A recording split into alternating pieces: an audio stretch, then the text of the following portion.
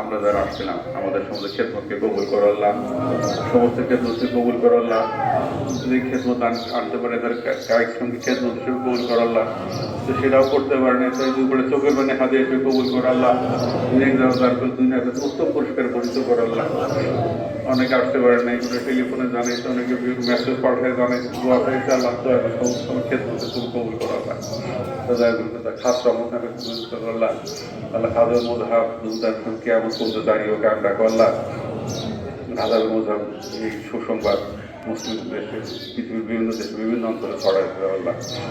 আল্লাহ খাজা বাবার এই অনুষ্ঠান, এই দরবারে যারা আসছিল সেই খাতিরে, খাজা বাবার অনুষ্ঠানের খাতিরে তুমি সমস্ত যাকে সংযোগ খাস করে রক্ষণ নাজির করে আল্লাহ।